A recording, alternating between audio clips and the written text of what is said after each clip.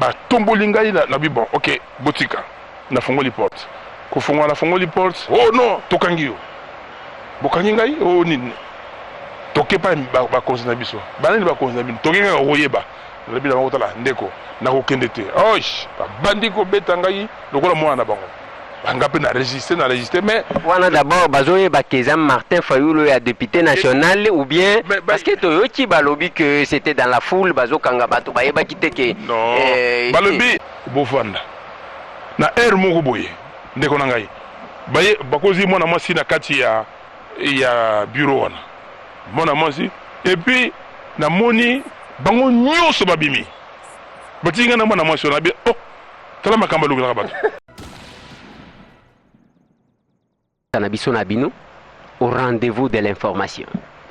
Ningi na ibisa kabino na lobby bato bakomela pema boko banda kolanda parce que wana totie to activer machine ya communication comme toujours yango bomoni tozo ya mbaka bakonzi tozo ya mbaka population mokolo émission la population moto bacha bakonzi tous les acteurs politiques ndenge toko ya mbaka bango yango bomoni ba Lambert Mende yango bozomona ba Evariste Bochab yango bozomona ba Martin Fayulu bozomona ba Vital Kamerhe bozomona ba Moïse Katumbi ninge tozali ko yambela bino bango parce que tolobaki 2016 c'est une année d'une grande communication lelo bande konanga bokolanda mona mboka Martin Fayulu Majiji émission to sala ki na ya avant arrestation na ye na simanango bokolanda compte rendu na ye après libération na ye parce que tokinaka na système alisu likolo alisu boye baba kangaki ndenge nini pona nini bakangaki qu'est-ce qui vient après ni les kaki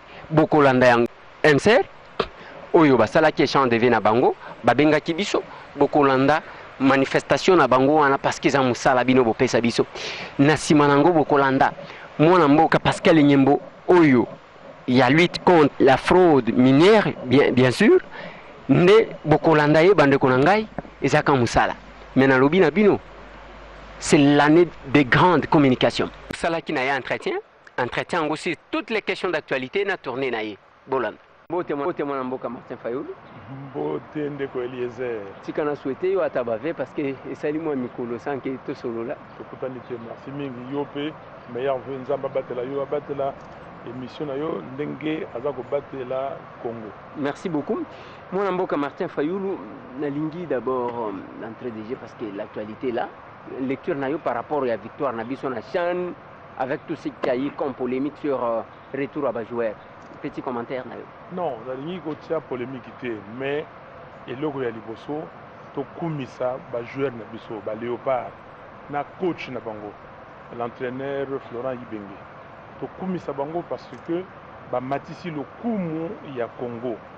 Mboko yo tozaki na besoin ba victoire. Tozaki na besoin loko moko iko sangisa biso no so bana ya mboka poto sepela. Na victoire wana ya Léopard na Chan et sangisi biso to sepela. Mais mabeto moni bato balingaka Congo te. Ole batika bana ya mboka ba sepela. Ndenge to sepela ki na 1968 tango Léopard a gagnaki. Ndenge to sepela ki na 1974 tango ba Léopard ba yaki na Moseka. Ndenge to sepela ki na Chano oyo Santos Mutumbila memela ki biso awa. Ole batika biso sepela ba boyi parce que baza ko banga parce que peuple a yebisi bango ba yebela. Alors to monyango mabe. Merci mon amour Martin Fayulu, peut-être Tokoya Kozonga la prochaine émission sur la victoire et à Léopard mais sous Kabila et parce qu'il faut quand même Martin Fayulu pour une fois à la honnête a jeté Bafleur na les plus grands coachs au-dessus de Bengeya Joseph Kabila qui a coaché les vrais les grands coachs. Attendez, les plus grands coachs devaient être le gouvernement. Bapé ça, Ibenge na ba Léopard ba moyen ya s'entraîner. Mais Ibenga yebisi bino, bafutaka ye normalement, Ibenga yebisi bino que asali boye pour nous préparer équipe wana. Wana le plus grand coach. Bozo ko pesa moyen te siko soki moto na mayele na yo nzamba pesi oya yibi ya kolisi. Abimisi biso champion, bolingo récupérer makambo wana. Non, Ibenge alobaki que nazako beta coupe oyo, nazako beta champion yo pona zongisa na ye na coupe na Congo, pona mboka na ngai. Yango wana tokopesa ye merci mingi. coupe wana ezali ya Ibenge ba Léopard na bana ya Congo. Voilà. Coupe ya Ibenge ya Léopard na bana Congo. Martin Fayulu coach ya SID na lingina côté na makambo ya congrès ya c'était naki du 3 au 5 décembre 2015 congrès ya SID to Martin Fayulu na kati ya congrès wana il y a eu quelques résolutions. Résolution à Liboso ezali ya que il faut c'est la résolution, je prends la résolution numéro 16. Le Congrès plaide pour une candidature commune de l'opposition à l'élection présidentielle de 2016. Certainement, tout en 2016.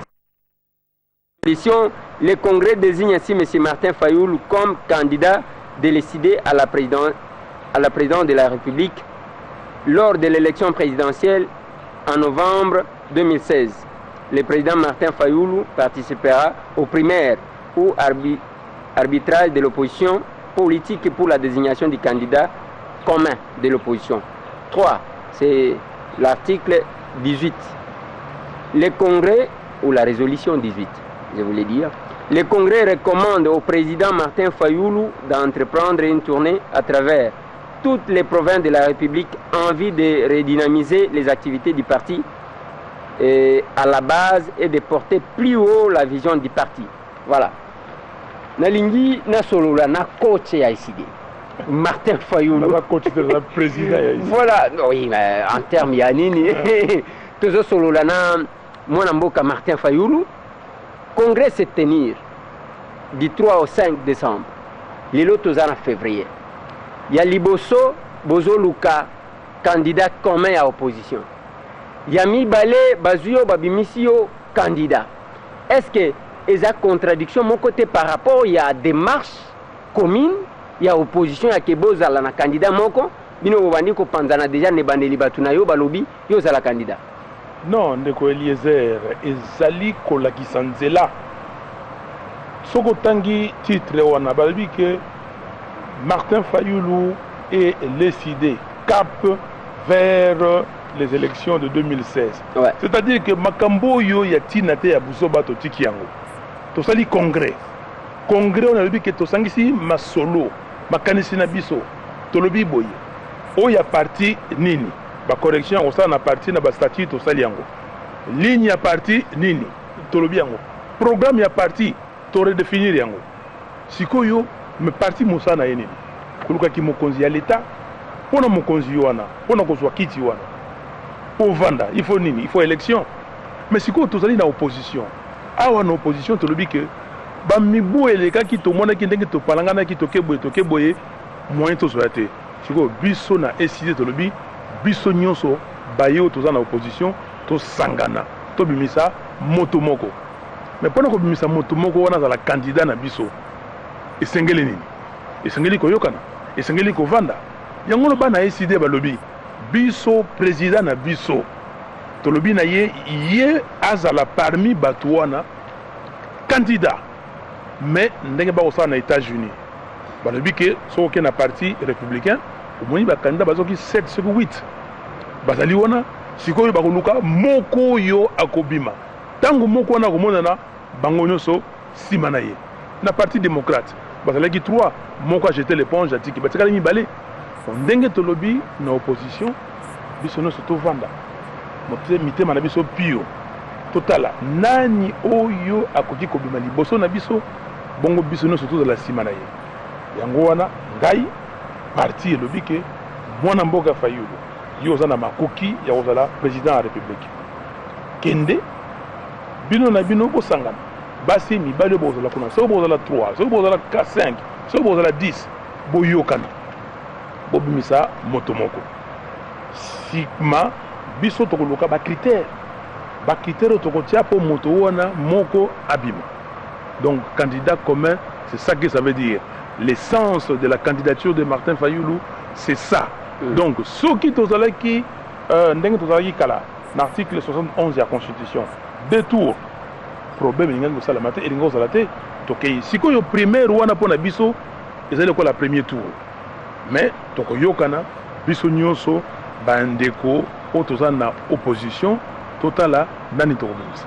Alors yami satu olobi résolution numéro 18 kokende mobembo kokende kotambola na ba province nyonso naza kokende oui parce que bah recommandé depuis début décembre depuis le 5 décembre oui OK j'ai dit début décembre 2015 tout ça déjà na février mais Martin Fayulu a bougé te azakaka baké Fatima nous opposition baké G7 nous dynamique non ndengo makambo ebele na osala kaka likambo moko te toko sala makambo ya front citoyen toko sala makambo ya dynamique toko sala makambo ya FAC makambo ya SID nyonso wana ezali na nzela moko mais tango balobi ke okotambola esi na tambola na Kisasa na kotambola na Kisasa mais les 20 oyo kobanda les 20 oyo na kobima na Kisasa sikoyo na kenda ba province si tokomaki mokanda na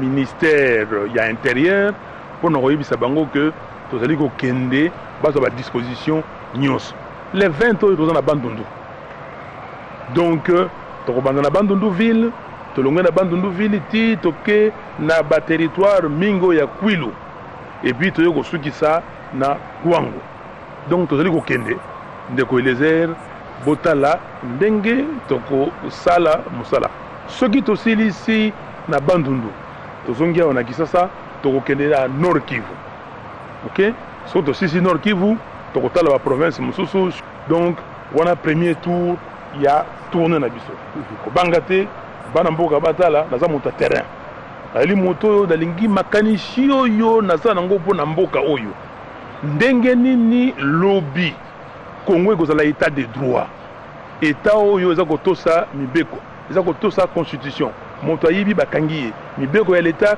ndenge moko pona bato nyonso ya liboso wana ya mibale ndenge nini Congo lobby ekozala mboko eko produire ba richesse c'est-à-dire to longwa na ba mindele babengi na français pardon économie de la prédation économie de cueillette donc nzeta lingoleza na nini nane lingoleza na nzeta manga oke ozwi yango soki nzete manga esili yope osili donc ndenge tozali awa mbongo ya l'état bato koyiba au lieu de produire tout ça lo benga na français valeur ajoutée création de richesse ezalité biso na SID tokoloba na batu ndenge nini lobi toko créer ba richesse wana pe toko kabola richesse wana bana ya mboka nyonso communauté nationale c'est ça création de richesses et partage des richesses contraire à l'économie de la prédation à la corruption et au clientélisme yami sato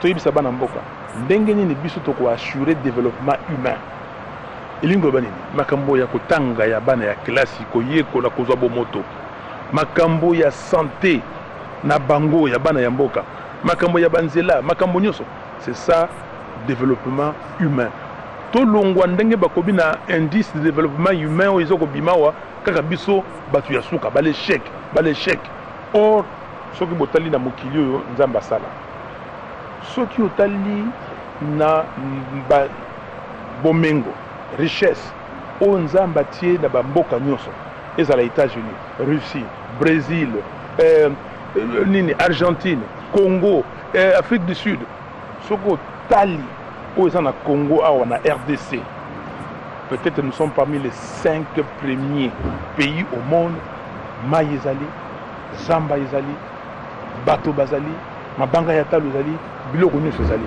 mais ndenge nini sikoyo ntango bakosala classement ya richesse toza l'échec toza les derniers ntango bakotanga bato baza na mbongo tozali te ntango bakotanga bato bakokufa na nzala tozali or awa na mboko oyo soko obwaki eloko pa eboti sans otia engrais eboti mais ndenge nini na ressources agricoles oyo production agricole aujourd'hui il n'y a aucun produit où tozali le premier huile de palme tozalaka premier producteur ya monde lelo oyo bandeko ya Malaisie bandeko oyo baya kosoba semence wana pa na biso awa esalamaka na yangambi batie kuna bakomi premier Malaisie eza ko exporter 20 milliards de dollars chaque année na huile de palme tozali wapi café coton tosalaka makambo mingi ya café tozala leo na café coton tozali wapi À Burkina Faso, comme premier producteur de coton en Afrique. Mais biso tozali puis na mabele nyonso tozanango. Caoutchouc. Caoutchouc ndeko na ngai. Caoutchouc ya Congo EVA. Ezali oyo ya qualité koleka. Ba compagnie nyonso esalaka ba pneu ba koluka yango. Équateur. Bolobio Équateur ezali pauvre. Équateur est pauvre. Mabele za Équateur, romisa EVA wana, ekoki bimisa mbila, bandundu. Bolobi bandundu est pauvre. Alors, eloko nezangi mayele ya bato ya kokamba mboka mpona komema mboka liboso. Donc yango wana tolobi biso na SID toza na programme wana. Mwana mboka Martin Fayulu omoni te oponi moment mabe na ndenge ya que c'est le moment où les pouvoirs n'accordent pas l'autorisation na opposition ya kosala quoi que ce soit. Ça c'est ma lecture. Onga nazo sala dans le sens que to monaki mwana mboka Délice Sanga lingaki akende bandundu kosala congrès parti na ye, on a bloqué. Il ne s'est pas déplacé. Lelo opposition ceux qui va jeter le moko l'aspect sécuritaire intervenant. Est-ce que basi va autoriser yo d'abord pour le bio komeli ministère intérieur? Mwana mboka Eliezer. Ba komango wapi que pongana kende koloba quelque part na kati ya mboka ngana mabele ba koko na ngai o nzamba pesi ba koko na ngai ba koko batikeli ngai na bandeko mususu oyo ngai pe na kotikela bana bakotika bakoko bazokoya omona wapi bakomawa kena senga autorisation. Non, lokola ye loko public, j'ai écrit information. C'est ça la règle, c'est ça la loi. Na informer bango. Mais ba pekisanga pone. Bango tango bazako kende ko sala makambu na bango ba ko sala wana. Moto apekisi bango. Non, tala bato yo ngana na bobangi te. Na ko kende parce que naza na mabele ya bakoko na ngai. Mabele ya bakoko na ngai c'est les 2 345 000 km² oyo ya Congo. Na ko kende. Alors nayeba soki ba kosala nini wana tali bango. Voilà. Martin Fayulu nayeba jika ki koloba ogo. Ko kende ozo bangate, ozo tala liboso. Bo projet taki marche le 16. Les lobos changé comme journée ville morte. Changement ou anezani kapona église catholique a se retiré. Bon, je peux dire c'est que le porte-parole du gouvernement a dit hier dans l'émission que nous avons fait avec lui, halobi bobangi parce que bomoni que bolingaki bo djembe lande l'église catholique. Loko la sali bo ibino sans capacité à mobilisation yango bokomi na ba journée ville morte. Mais il porte-parole ya gouvernement yebi ayebi dès que to salaka le 16 février 1992. J'étais là. Ayebi yango. Non, to bangité to diembelité. Et loko yo il y a le 16 février. Biso to lobaki boye. Tango toke na Gorée. To sali Front Citoyen 2016. To sali ba communiqué, ba déclaration. To lobi boye to sana biloko misato. D'abord le 31 janvier. To lobi que le 31 janvier 2016. Il faut que Seni à la Gisabiso que calendrier consensuel est allé. Tu peux citer toi. Il est qui et le comment côté. Tolobi le 10 février. Il y a une ligne rouge. Le 10 février, il faut que Seni à la Kisake Makambo yo ya enrôlement à électeurs et bandits. Et ceux qui à la Kisi Angoté, biso le 16 février. Et comment mis noir sur blanc. Le 16 février, toko compta na programme yo ba catholique balobi que le 16 février il y aura des processions, il y aura des marches parce que besoin que déjà date wana biso moko peut soit qui date liboso mais comme bango ba yuba bimisi yango toko kota na kati ya programme wana comme en 1992 to salaka programme biso noso to salaka na kati kende ko tuna le professeur Thierry-Landou kende ko tuna Abepun. Nous étions là, moi j'étais là, j'ai participé. Les catholiques balobi que non, bango va se retirer. Balobi que les politiciens, na ya opposition, na ya majorité, balingi ko zoa date wana bango ba sala ba manifestation. Bon, tolobi bon OK. Catholique sikala na manifestation oyo ya yo. Biso na opposition donc ça la manifestation mususu mokolo wana parce que mokolo wana le 16 février ce n'est pas la date d'une personne, c'est la date du peuple congolais. C'est les martyrs de la démocratie. Bato bakufaki. Biso kotuna bato tozalaka wana. Tobandi na Saint-Sacrement kotambola, ko Kongola, toye na Saint-Luc, tozui, tokiti, Saint-Michel, tokiti, ti, toye kokoma na Christ Roi, tozui, toye kokoma ti na Victoire, na Saint-Joseph. Ezali mokolo oyo tosengaka que Mobutu atika makamba buzoba afongola conférence nationale souveraine. Pe tozwaki yango. Abomi bato na miso na biso. Donc, Lambert Mende d'ailleurs, je peux témoigner que Lambert Mende était là. Je peux témoigner. C'est comme ça dans le lobby que Iloba na ayeba. Comme yebela. Yeba yeba. Ayeba que nous étions là. Nazalaki, j'étais là sur Victoire. Tout le bateau Bazalaki. Moi j'étais avec Christophe Lutundula. J'étais avec Edo Olito.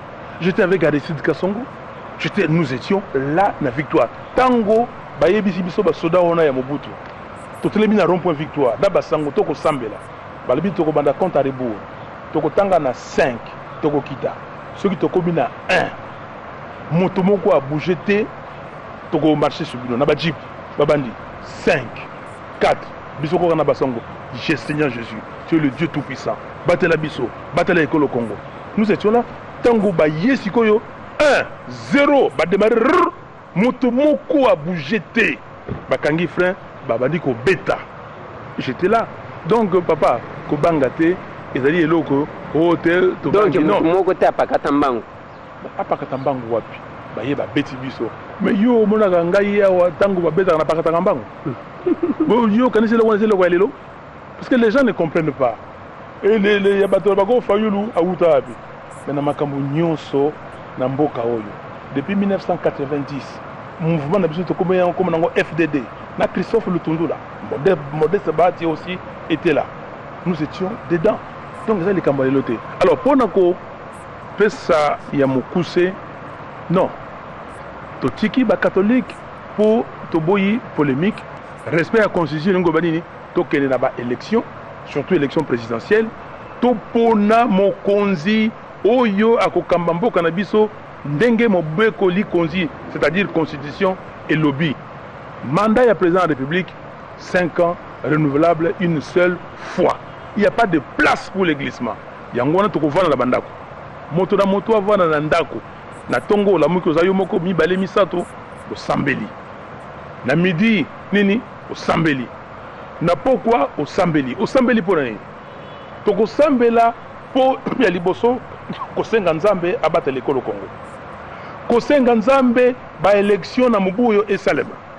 Kosenga nzambe apesa biso président oyo azana makoki ya kokamba mboko oyo. Nzambe lisusu pona nini?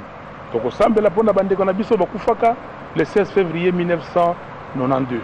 O bakufaki baba sopi makila batangisi makila po na ekolo oyo basengaki démocratie bakei. Voilà, Martin Fayoulou, tu as na soka ya émission à Mokolo Mwalilo. Un petit commentaire sur calendrier au Sénat où tu as ya élection à gouverneur ou ya donc, Seni ezali koluka mindondo. Bato ya Seni balingi kosala misala te ndenge mibeko ya l'État etindi. Na lobi na bango boye. Batanga malamu article 211 ya Constitution. Oyo epesi d'abord esali ke bango bazala. Et puis lobi makamo bango bakosala. Ndenge nini bakosalela yango?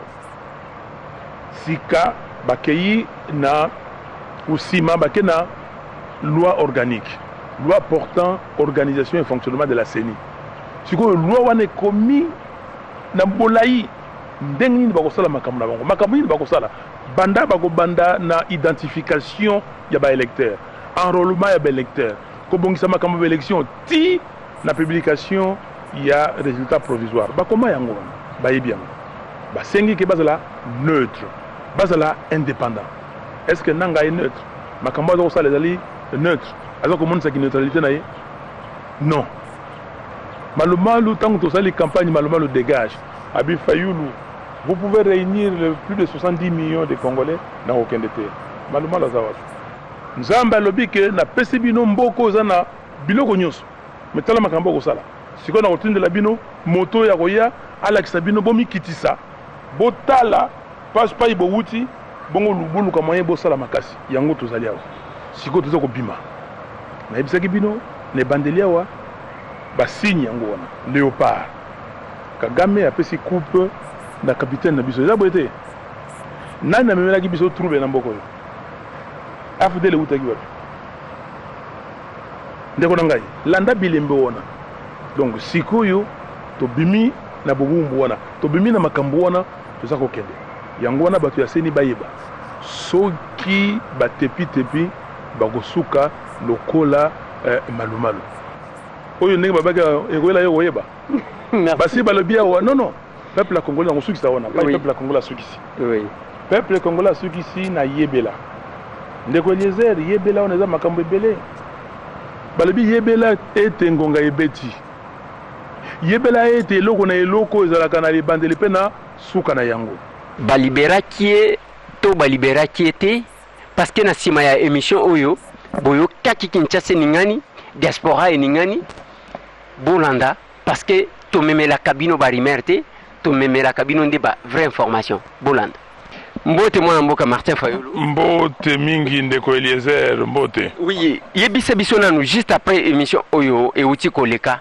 qu'est-ce qui vous est arrivé non ndeko Eliezer eloko ya liboso nalingi na remercier bandeko na biso ba congolaise na ba congolais nyonso oyo bazala na Congo oyo bazala na libanda na diaspora relan oyo ya solidarité basali ndenge na yoki partout lobby na butu donc après midi mobimba na yoki que baningisi mokili mobimba en tout cas nakosenga na bino nyonso merci mingi nzamba pambola bino pe nzamba zongizela bino ya ebele alors eloko nielekaki oyebi tosali na émission ngai na longwe awa na keyi na bureau ya SID na kena bureau ya SID na lati kaka ndenge nazalaki boye na lati boye na kena bureau ya SID parce que oyebi kena kosala campagne porte à porte pour bato bayebake mokolo ya mibale 16 février mardi mosala ezali te donc lobi mokolo ya yenga ifayena kende na Masina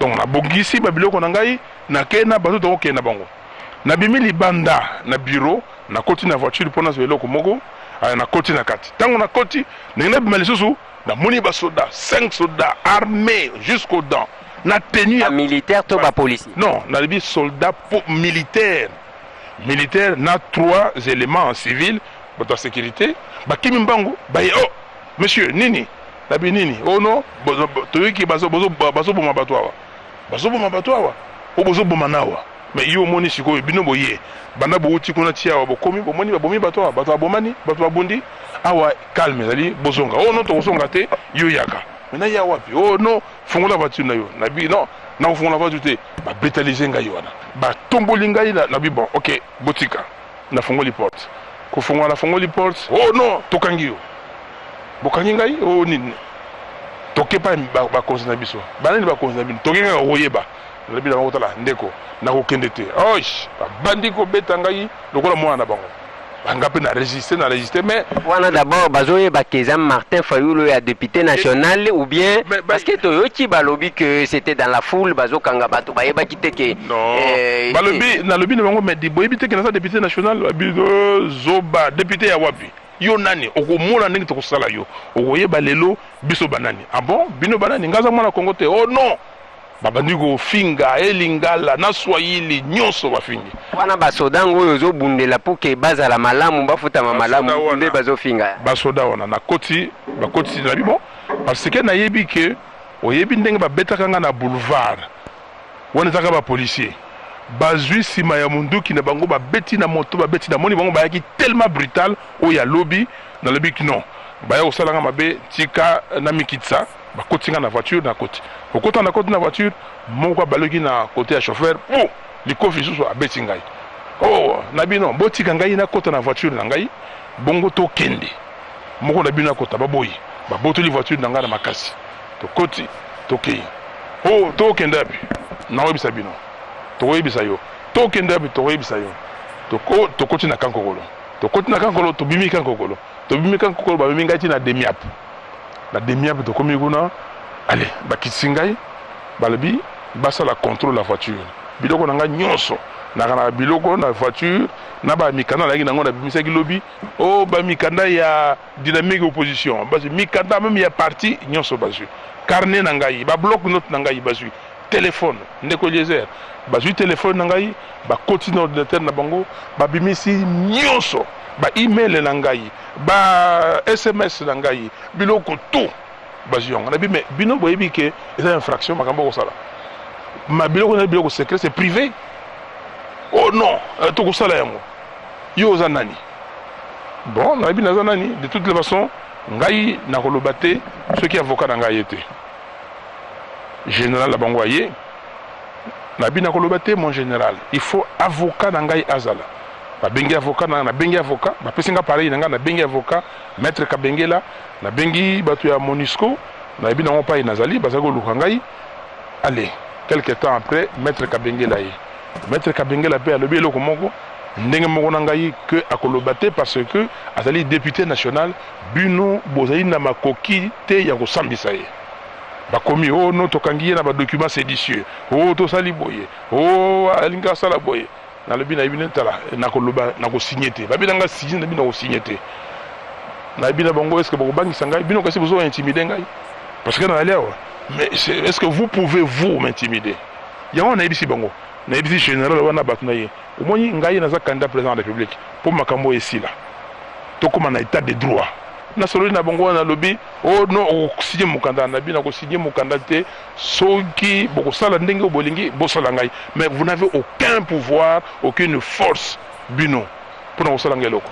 Martin Fayulu na lingina yeba oza député national en dehors ya qualité na yo ya ki député national oza civil nini okei ko luka ko sala na renseignement militaire ozana ba militaire na parti bon qu'est-ce qui a fait que bakumba yo un et pas ba militaire de deux ba mema yo na service ya renseignement militaire non totuni avocat tuni mutuna wana balobi yo non ka les alaka de miable si ba changer bango yango bakomaka ka renseignement tout court mais wana ezé le côté mais renseignement tout court ngana za député il y a une procédure avant basambisa ngai avant moteur osambisa ngai azali bayebi juge osambisa ngai ndenge nini bango babengi moto moko balobi oh non ye siko babengi ye pour à régulariser procédure ba comprendre que basalaki mabe balengi siko ba régulariser donc naibisi bango que ah bon moninga mwana moke hein donc boya bo régulariser procédure hein monsieur bovanda na air moko boye ndeko na ngai baye bakozi mwana mwasi na kati ya bureau wana mwana mwasi et puis na moni bango nyonso babimi batinga na mwana mwasi na bi oh tala makamba lukaka bato mais heureusement naza mutu moko na réfléchir vite ngape na bimi na bi ndenge nini bosali makamba oh nini mais comment vous me laissez avec une fille ici OK balo bakeke ko violer na demi peut-être mais ozo komona donc mwana mwasi na zala kité tala makambo ndeko Eliezer mwana mwasi na zala kité donc to vandi bayo kotsa mwana mwasi bavandi bango nyonso wana ngonga moko boye bango nyonso babimi batiki mwana mwasi na ngai na biloko nino ngapi na bimi na bi ndeko boyawa eloko ah non pardon on vous comprend vous avez raison hein azali agent na biso mais ça c'est grave. Ça c'est extrêmement grave. Donc au moni ba liberté na mboko yo ezali lisusu te. Mais mwana mboka Martin Fayulu na lingina tika yo flagrance nini oyo esali ke babosana parce que un porte-parole du gouvernement lobi que quand la police quand les services opèrent bakomona il y a des ordres au salema bakoye bateke oyo ezali lungia Martin Fayulu bien que na ebite soki na Kinshasa mutu moko abungi Martin Fayulu azali flagrance nini esali qu'on touche à un député bazo kisayo pour que bakumba yo lokola mutu pamba porte-parole du gouvernement batuna batuwana tangu baye wana est-ce que bamonaki mutu est-ce que bamonaki batu ebele non et c'est un bureau privé bureau ya parti ils ne peuvent pas accéder mes biens mes documents sont des documents privés. Mon appareil nangai ezali privé siko bazui babimisi makambo yo bango bakuta kuna eza makambo na bango procédure nini bautilize bakoloba bakosamba ndenge nini ke bazwi vi na nga mobimba vi ya famille na ngai bakamarade na ngai makambo ya parti na ngai oyo ezali makambo koyebana te bango bake kozwa yango bakoexplike nango ndenge nini ndenge nini tokorécupérer makambo wana epuis ndenge nini tokokoba na bango mais je suis étonné nazali kuna nazali député nayoki ta nini elela te téléphone balobi yo président assemblée nationale aza kobenga eloko moko te nayoki yango te ntango nabemi o nakoma o Minaku a demandé de libérer Fayulu. Mais qu'est-ce que ça veut dire ça? Merci bandeko Oyangai, merci bandeko nyonso tout. Oyo bayebi ke Congo ezamboka na biso parce que en ce moment où nous sommes, le Congo n'a pas besoin ya ba juge de touche. Congo a besoin na acteur. Chacun a sala eloko na ndenge na ye pour le bien du Congo. Mais là qu'on a copé sa cabinet conseil hein, que l'armée, le service basala musala na bango sans s'ingérer dans makamba politique et que les politiciens fassent correctement en toute honnêteté misala na bango. Ndenge to koloba parce que talakaka na lingi bolanda na sima nango bolanda mwana mboka Pascal Nyembo na mwa mituna moko to tunaki sur makamba kenda yuko sala na Katanga bakolukani na Katanga bolanda. Notre souci est de faire voir à l'opinion nationale et internationale que la République démocratique du Congo, son gouvernement, ainsi que le président de la République n'accepteront plus jamais la sortie frauduleuse de minerais au détriment de tout un peuple. Le président de la République démocratique du Congo a signé conjointement avec ses homologues de la région des Grands Lacs un accord à Lusaka et en Zambie pour lutter contre l'exploitation illicite et la commercialisation de minerais dans la région des Grands Lacs. Et vous avez suivi le discours du président au Katanga lorsqu'il regrettait la vie de la population tout au long de la route vers Kasumbalesa, où les minerais sont exportés, mais la population reste pauvre. Personne n'est au-dessus de la loi maintenant là. Personne n'est au-dessus de la loi en ce qui concerne les exportations de minerais chez nous. Donc lorsqu'on soutient un malfaiteur et que vous êtes officier, ça veut dire que ce n'est pas dans la logique de l'armée, c'est votre initiative individuelle et vous devrez subir la rigueur de la loi. C'est clair. La commission peut activer n'importe quelle force à l'intérieur du pays pour empêcher la sortie frauduleuse de nos minerais. C'est ça notre mission. Juste l'histoire de mettre le moyen à la disposition de nos forces pour empêcher la sortie. Le véhicule que nous avons saisi, ce sont des véhicules immatriculés sud-africains. À ma connaissance, le monsieur dont vous avez cité n'est pas sud-africain. Ça, de deux. Il était gouverneur. La loi l'interdit de faire le commerce. En quoi il va se retrouver avec des camions pour transporter? Même si vous n'êtes pas de la Commission nationale de lutte contre la fraude, je tiens ici à informer aux Congolais que vous avez automatiquement 20% de la valeur des minerais arrêtés. Et vous ne cherchez pas les 20% ailleurs. Venez me voir, moi. C'est l'adresse sûre. Mwana mboka Pascal Nyembo na landio na bokebi nyoso. Tango zoloba na moni ndengo survolé mutuna ya ndeko nanga mwasi Paulette Kimuntu. Renforcement na ndeko nanga tele 50 tunaki alobi pona nini kasi koyo. C'est que neto vandi boye biso tozo comprendre que ezana mutu moko bozoluka nzinga yango bo renforcer makambo wana na Katanga. Est-ce que zapona yango te? Parenthèse wana za mutunete olobi ke gouverneur akosa la commerce te. Mais botondi sika ba commerçant na banini na ba Congo commerçant na province orientale commerçant. Mais tant botier ba commerçant izapona batika commerce ou bien bako bana commerce na bango wana na habite ce qui ko répondre. Chef de l'état ndengo lobby na point de presse na ya loba que batrake koleka bobola se bobola nzinga parce que le Nyembo oyo bokangi est-ce que boko kende ko kabolela babola wana bazanzinga bisika ba remorque likaka mbongo ya minéraux bokoteka ou bien bokoyaka minene na Kinshasa, mais bango bazo continuer. Makambu ya Rwanda olobi bakangi misusu na Rwanda, mais confirmer biso teke ezonga na Congo ou bien Kagame a distraire kabino. Est-ce que kotiko yebisa biso yo motozo lité contre fraude minier? Rwanda comme premier pays exportateur ya coltan ndenge nini bazo kango wapi? Pascal Nyembo na moni ozolo baza trop sûr na yo moko. Pascal Nyembo déterminé. Attention que oza soda d'accord. Mais ba wana batuni même que est-ce que bozana police spéciale pour na musala wana po batu wana bazana bakonzi na bango likolo o baza impliqué na kati ya makambu oyo koloba. Mais ke ba vivre makambu ya Luzolo Bambi?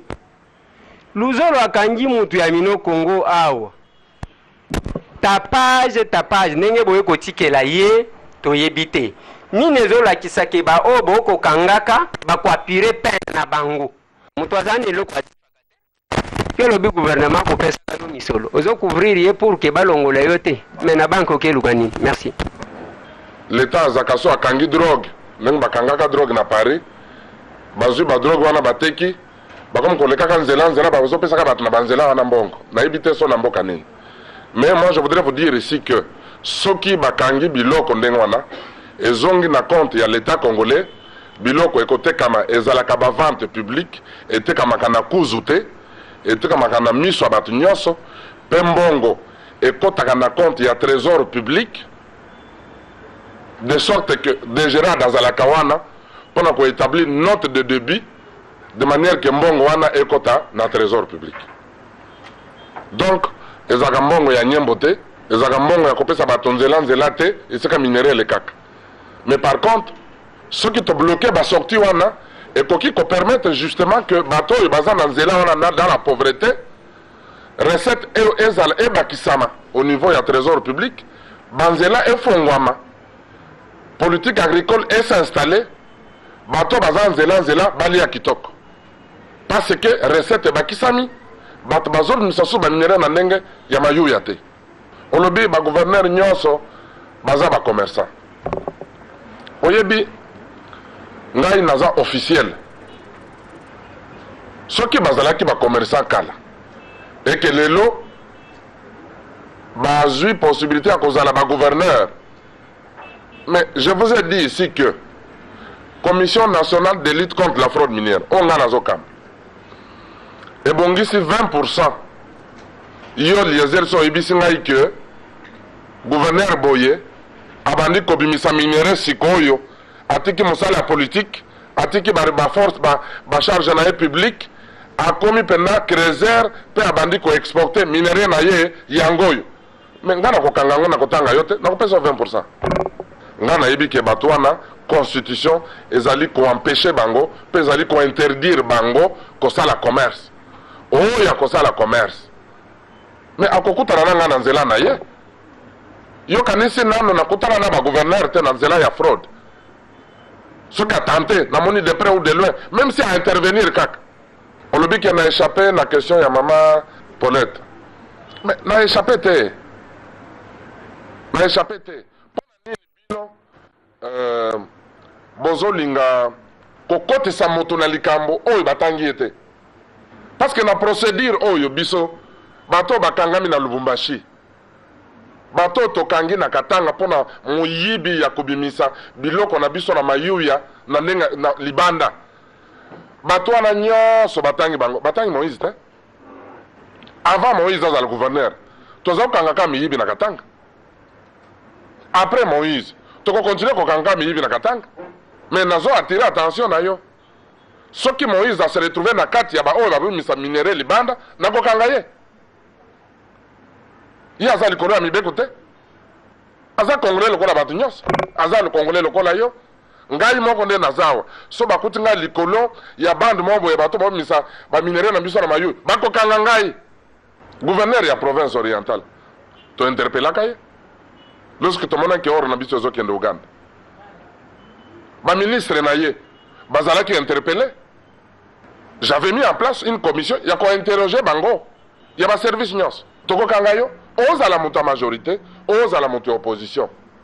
Ose teka makayabu na place ya population. mais biso so tokoti yo ozo violer Mobeko Likonzi tokokanga yo po population na baza ba esclave na yo te. Président ya Rwanda dribla biso te po tokomela ye na komela ambassade ya Rwanda tini mukanda na ngakone para bango ke mineria na biso eza na ndako ya motu kingandi kuna ponga pe na nzana bato kuna eza pe na adresse bo numéro boye ebi ekotaki abo elongwaki amukolo bozongisa la biso mais bazongisa eza te ke eza kuna kaka te bazongisa. Donc makambo oyo ya kuna ngambo ndeni bakomi ba premier exportateur ya coltan il fallait que au mukolo moso na organiser yo mission mo bo katisa même ba expert ya Nations Unies ba dénoncer yango na ngai moko ezala na France ezala partout na Amérique na lobelaka yango ke bato oyo baza ba miyibi ya minere na biso mais bazo salango nga nazo s'attaquer na bango makasi te. Pourquoi?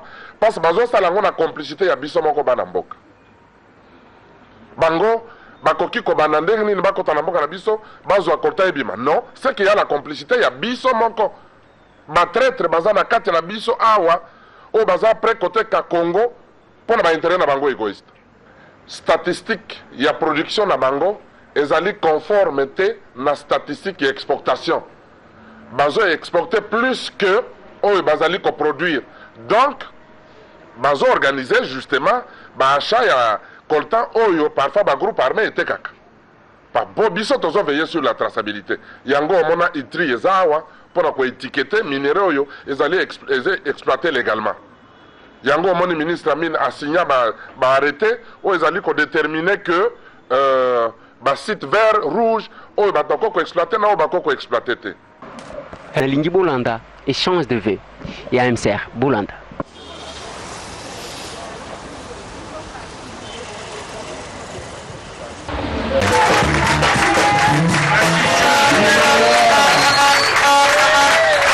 Le lot des alaki comme coutume n'a pas na biso échange de vœux entre biso ba membres ya Kinshasa. Po bato moko bakanisa ki MSC Kinshasa zo existé te. Le lot to yaki échange de vœux entre biso na biso ba cadre nyonso ya ville à Kinshasa. To yako ça l'échange de vœux et en plus le roi Bomoni tolinga ki to la kisa échantillon ya ba étudiant au bazana ba université nyonso ba adhérer na MSC qui sont de milliers mais les ayi mukolo na bango to la saka échantillon ndambu ya ba étudiant ba koti na MSC. Mwana mboka pichu to moni bino MCR ya bino boza ko fonctionner keba comment to moni MCR ba créer bango ba ebani bisika nyonso bino bazo kondima bino te comment parti o ezo ko exister na mallette boza ko yambaka ba nouveau parti o exista depuis 2006 na kombo ya MSC. Et bimisi ba député na 2006 et bimisi ba député na 2011 bongo yo lobike parti oyo ebotami il y a 2 semaines yango ndeza parti oyo za ko exister et puis eloko moko nazomona ba journaliste botu na bato wana te biso na MSC tozaka na secrétaire général te bango ba na secrétaire général biso tozaka na secrétaire exécutif donc toza eloko moko te toza kutu kosenga nde na ministre ya intérieur ayebisa bango batika kosalela drapeau na kombo na biso basali eloko na bango baza libre kosala eloko na bango bakei baza libre basala yango me batika ya biso parce que logique nasi tokosala émission mobimba mpona expliquer no place euti mais eloko moko ezalaka soki yo ozalaki na terrain oteki terrain moto asombi atongi ndako ekomi kitoko yo lobi te nazongeli terrain nanga natekelaki yo pour na tongi ndako emati. Je crois il faut tout ça la politique ya solo, tout ça la politique pour l'intérêt ya peuple, tout ça la politique pour na conquérir pouvoir na ndenge ya solo et non tout ça la politique pour ba oyo balingi ko défendre la démocratie. Le roi bino boza no ba démocratité tout ça la ndenge nini pour to combattre bango. Olanda ki congrès na biso to pesa ki na bureau politique biso ba membre ya congrès pour biso ya parti démocratique donc bata bureau politique ba kozwa décision bango moko te. Biso congrès nde topesaki bango ndikisa kaka na gouverneur te na ba élection nyonso batala ndenge ni bakoalignele biso ba candidat et puis ce bolandi discours na oti koloba basala ka parti politique pour na conquérir pouvoir et puis pour na conserver d'une manière démocratique en respectant la constitution na si ozola na mona otiaka pour toza moi différent na bango donc bureau politique européen ya nuna tango ekoki mwana mboka pichu yebela umela ozoyamba ba slogan ndenge nini. Oh, mais toi yebela yo yebeli te